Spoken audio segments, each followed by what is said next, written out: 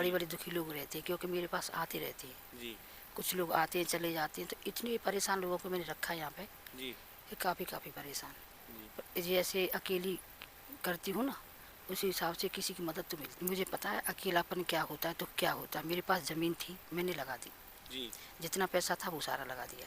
जी आगे राधा रानी जाने क्या होगा आगे। देखो बेटी तो जी पराई घर चली जाएंगी, फिर भी मैं अकेली हूँ। मैं नहीं चाहती मैं किसी बेटी के यहाँ पे रहूँ जाके, अच्छा इसीलिए कि दूसरे आश्रम में जाके रहती। मेरे खुद ही सोची कि मैं क्यों ना आश्रम बनाऊँ, क्योंकि अभी तो मेरी एज के हिसाब से मैं खुद कर सकती हूँ सेवा किसी की, जी और अकेली ही करती हूँ। साल की एज से देख रही हूँ, 25 साल की थी जब उन्हें डर पड़े। मात्र 25 साल की उम्र में आप विधवा हो गई। आपकी दो बेटियां ही थी, छोटी छोटी होंगी उस समय तो। छोटी बेटी ने तो राधे राधे मित्रों, हमारे पास एक फ़ोन बार बार आ रहा है। एक माता जी कह रही हैं कि उनका एक आश्रम है, राधा कृपा वृद्धा आश्रम, और वहाँ पर वो लगातार काम भी कर रही हैं, रह भी रही हैं, और वो कह रही हैं कि भैया हम एक मुसीबत में फंस गए, एक बार यहाँ आओ और आकर हमसे बात करो। तो आज हम आए इनके पास, आकर देखते हैं इनका जो राधा कृपा वृद्धा आश्रम है ये कैसा बना हुआ है, कैसी इसकी स्थिति है, और कैसे ये लोग अपनी इस सुविधा को लोगों को देना चाहते हैं, क्या कहानी है हम देखना चाहते हैं। अभी ये दीवार तो है लेकिन छत नहीं है।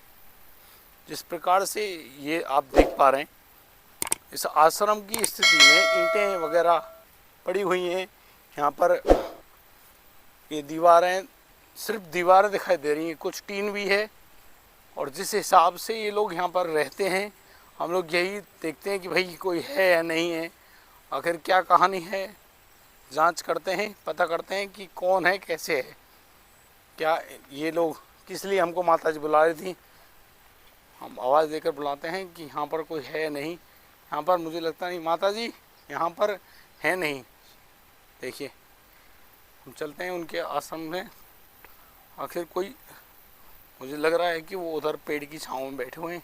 हम लोग चलते हैं उधर जाकर देखते हैं। लेकिन इस आश्रम में, जो कि एक राधा कृपा वृद्धाश्रम है, एक नल भी है, और ये आई थिंक मंदिर भी है, लेकिन मंदिर अभी निर्माणाधीन है। इस पर अभी ना तो मूर्ति विराजमान हुई है, ना ही छत है, ऐसा कुछ भी ऐसा हमें दिखाई नहीं दे रही है। आखिर क्या स्थिति है हम लोग जानते हैं। ये मित्रों बात करते हैं माता जी से। राधे राधे प्यारे भक्तों, माता जी से हम मिलते हैं, आइए बात करते हैं। राधे राधे माता जी। राधे राधे जी। माता जी, जैसे हम आप हमारे पास फ़ोन कर रहे थे, आपने हमको बुलाया है इस जगह पर, ऐसी ये जगह कौन सी है, इसके बारे में हमें कुछ बताएंगे। चमेली वन धाम, जी बजरंग बली का मंदिर, जी। इसी के रास्ते में पड़ता है ये। अच्छा, जब भी आप होडल आएंगे, होडल से चमेलीवन धाम की तरफ अगर जाते हैं तो रास्ते में ये पड़ता है आश्रम। तो माता जी क्या परेशानी आ रही है, जैसे कि हमने देखा आश्रम की तरफ छतें नहीं है, ऐसी क्या परेशानी आई है, और इस आश्रम को बनाने का क्या मतलब कि पूरी बात हमें को बताइए आप। अकेली हूँ जी। जी अकेली बनाने में दिक्कत तो आती है, जी किसी की हेल्प हो सके, कोई अपना यहाँ पे रह सके। बड़ी जी बड़ी दुखी लोग रहते हैं, क्योंकि मेरे पास आते रहते हैं जी कुछ लोग आते हैं चले जाते हैं, तो इतने परेशान लोगों को मैंने रखा है यहाँ पे जी कि काफ़ी परेशान। जी। पर जैसे अकेली करती हूँ ना, उसी हिसाब से किसी की मदद तो मिलती अच्छा नहीं है। माता जी, ये जो आश्रम है आपको, इस आश्रम को, क्योंकि आज की दुनिया में तो सभी लोग यही सोचते हैं कि भाई अपना पेट भरना चाहिए, आपने दूसरे लोगों के लिए एक आश्रम का निर्माण, आखिर क्या बात सोची आपने, कैसे ये विचार लिया, बताएंगे ज़रा। मैं खुद एक बेसहारा हूँ। जी मुझे पता है अकेलापन क्या होता है, तो क्या होता है। मेरे पास ज़मीन थी, मैंने लगा दी, जी जितना पैसा था वो सारा लगा दिया। जी। आगे राधा रानी जाने क्या होगा आगे। तो आपको ये प्रेरणा कैसा है कि लोग तो कोई दुकान खोलता है, कोई कार्य करता है, आखिर क्या कहानी रही है, कुछ बताएंगे हमें इसके बारे में। मैं किसके लिए करती, कौन है। कम से कम अच्छाई के रास्ते पे ये सारा पैसा या ज़मीन चली जाए तो बुराई क्या है। तो आपके परिवार में कौन कौन है, हमें उनके बारे में जानकारी देंगे आप। 2 बेटी हैं, एक की शादी हो गई, एक पढ़ती है। जी। तो क्या आपके पति भगवान है नहीं दुनिया में। नहीं, ना बेटा है ना पति है। अच्छा। तो कोई नहीं, कैसे, कोई देवर जेठ भी नहीं मेरे। ऐसा क्या हो गया जिसकी वजह से आप अकेले रह गए। देखो बेटी तो जी पराई घर चली जाएंगी, फिर भी मैं अकेली हूँ। मैं नहीं चाहती मैं किसी बेटी के यहाँ पे रहूँ जाके, अच्छा। इसीलिए किसी दूसरे आश्रम में जाके रहती। मेरे खुद ही सोची कि मैं क्यों ना आश्रम बनाऊँ, क्योंकि अभी तो मेरी एज के हिसाब से मैं खुद कर सकती हूँ सेवा किसी की, जी। और अकेली ही करती हूँ। अच्छा माता जी, एक बात बताइए कि जैसे आप बता रहे हैं बेसहारा हैं, ऐसी आपकी पति जो भगवान है वो दुनिया में रहे नहीं, आखिर किस उम्र में आपने ये जो समय देखा है? 25 साल की एज से देख रही हूँ, 25 साल की थी जब उन्हें अटक पड़ी। मात्र 25 साल की उम्र में आप विधवा हो गई। आपकी दो बेटियां ही थी, छोटी छोटी होंगी उस समय तो। छोटी बेटी ने तो पापा की शक्ल भी नहीं देखी। अच्छा छोट दोबारा बोलिए। छोटी बेटी तो पापा की शक्ल भी नहीं देखी थी, बहुत छोटी थी वो जब। अच्छा छोटी बेटी तो अपने पिताजी को देख भी नहीं पाई। बहुत छोटी थी, उसे याद भी नहीं है कैसी थी वो। अच्छा। बड़ी बेटी को याद है। तो फिर तो माता जी उस समय क्योंकि नई उम्र होती है, कहते हैं कि उस समय अपने आप को संभालना बड़ा मुश्किल होता है, लेकिन आपने अब इस उम्र में आके दोनों बच्चों को पढ़ाया भी, उनको अच्छे ढंग से पाला पोसा, लेकिन और इतना बड़ा आपने कदम उठाया आश्रम, इसका क्या उद्देश्य रहा होगा? किसी का भला हो सके, किसी की सेवा हो सके, क्योंकि अकेलापन क्या होता है, दुख क्या होता है, मेरे से ज़्यादा कौन जानता है। तो आप कहना चाह रही हैं कि आप बहुत ज़्यादा दुखी रही हैं, परेशान रही हैं। अच्छा आपने वृद्धाश्रम ही क्यों खोला? यही तो है एक दुखियों का सहारा। इसी में आके इंसान को सुकून मिलता है, और कोई सहारा है ही नहीं। जी। और इंसान कहाँ जाएंगे। आश्रम काफ़ी खुले हुए हैं, सभी आश्रम में लोग रहते हैं, क्योंकि मैंने भी कई आश्रमों में जाके देखा कि काफ़ी लोग रहते हैं। तो वहाँ की सुख सुविधाएं या फिर कोई दुख देखा? नहीं, सभी सुविधा रहती है, कोई दुखी नहीं था। मेरे पास अभी फुल सुविधा नहीं है, लोग यहाँ पे आके रहेंगे, अब भी रहते हैं, पर कम रहते हैं। अच्छा माता जी, कितना समय हो गया आपको इसको ओपन किए हुए? 8 महीने हो गए। 8 महीने आपने ये खोला है, लेकिन 8 महीने से आपके पास कितने लोग आ चुके होंगे? आते हैं चले जाते हैं, आते हैं चले जाते हैं। कोई अच्छे 2-3 महीने रहता है, कोई 2-4 दिन रहता है, ऐसे ही आना जाना बना रहता है। पर यही बात कि अभी सुख सुविधाएं सुख पूर्ण रूप सुविधा से पूरी नहीं नहीं है। है, पूरी सुख सुविधा होगी तो फिर कोई साथ नहीं जाए। खाने पीने की तो मैं पूरी व्यवस्था देती हूँ सबको, अच्छा। और खुद ही अपने अभी तक अब किसी से नहीं लेती, खुद ही करती हूँ मैं। 1-2 हैं बेचारे जो मदद करते हैं। अच्छा कुछ मददगार लोग हैं जिनकी वजह से आप लोग उनकी सेवाएं करते हैं। हाँ, कुछ मदद का, हाँ 2-3 भाई हैं, जी। वो बेचारे दे जाते हैं। जैसे चून वगैरह दे गई, हाँ कुछ हाँ। सब्जी वब्जी दे गई। जी। बाकी वो 2 बंदे तो मेरी मदद करते हैं कि ये बंदे भूखे न रहें। जी। बाकी बेचारे को खुद ही ऐसे गरीब हैं, और उनके पास कुछ है नहीं, पर वो इतनी मदद करते हैं। तो माता जी हमारे पास फ़ोन करने का ऐसा क्या उद्देश्य रहा आपका कि जिससे हमें ये लगे कि भाई हम आपकी किस प्रकार से मदद कर सकें? तुम हमारी इस आश्रम के बारे में हमारी जनता में पहुंचा सकते हो, अच्छा। क्योंकि हमारे आश्रम के बारे में कुछ लोगों को पता नहीं है, जी। कुछ ही लोग जानते हैं। जी। अभी ये ओपन नहीं है।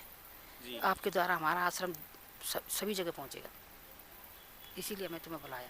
अच्छा माता जी जो हमारा प्रयास होगा हम तो वो करने ही वाले हैं, और मैं कोशिश क्या दावा करूं मैं आपसे, बस इतना है कि ये तो बस शुरुआत है, अब आप देखिएगा कि आगे होता क्या है। लेकिन यहाँ रहकर मंदिर का निर्माण भी अधूरा है, तो आप ये सब कैसे पूरा करेंगे? राधा रानी करवाएगी। तो आप भी राधा रानी के भरोसे ही बैठी हैं?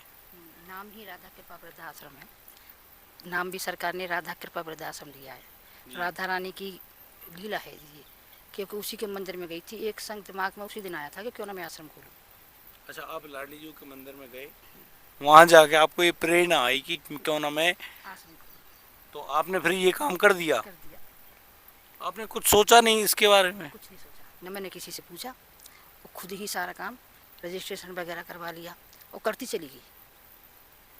और आगे भी ये काम अधूरा है, उसी के सहारे से पूरा होगा जी। आशीर्वाद जरूर मिलेगा राधा रानी को, पूरा भी होगा। ये मंदिर अधूरे पड़े हैं ना, ये पूरे भी होंगे, हम राधा रानी ही बैठेंगे। माता जी हम एक बात पूछना चाहते हैं, क्या आप ब्रजवासी हैं? जी मैं ब्रजवासी तो नहीं, पर अब ब्रज में ही रहती हूँ, क्योंकि यहाँ पर शादी होके आई थी। जी।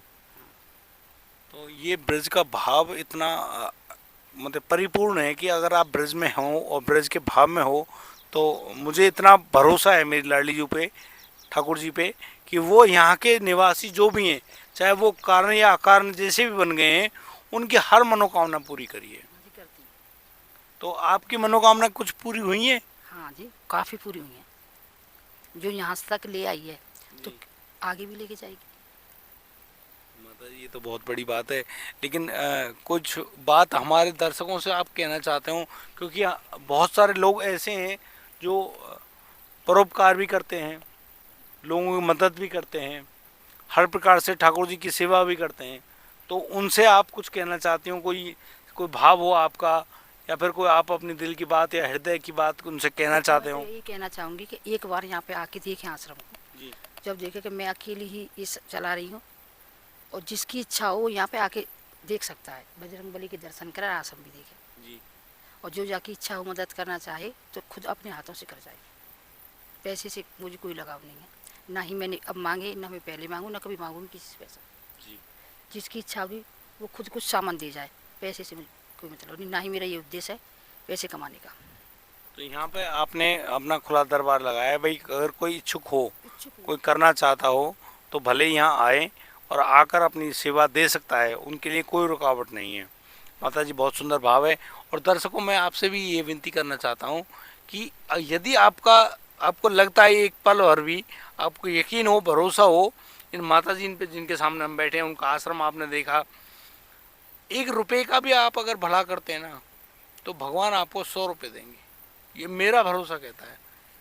मैं खुद एक ब्रजवासी हूँ, और ब्रज में बैठ के मैं इस बात को कह रहा हूँ। तो ये ठाकुर जी के द्वारा सुनाई गई एक ऐसी अखंड बात है कि यदि आपने 1 रुपये का किसी को भी दान दिया है अपने हृदय से, तो आपको 100 रुपये का लाभ किसी न किसी रूप में अवश्य ही मिलेगा। तो मेरा एक छोटा सा निवेदन ये है कि माता जी की जितनी हो सके आपसे उनकी मदद करने के लिए आगे बढ़ें, और यहाँ खुद आएँ। सामान जैसे आटा, दाल, चावल, चीनी, जो कुछ भी आपसे बन सके आप वो भी लेकर आ सकते हैं।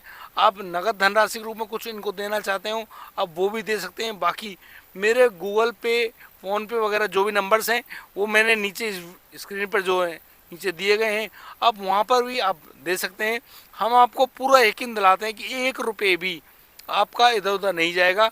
बाकायदा हम यहाँ पर आएंगे, माता जी को एक एक पैसा सौंप कर जाएंगे, और आपके नाम के साथ शायद वीडियो भी बनाएंगे और आपको भेजेंगे भी।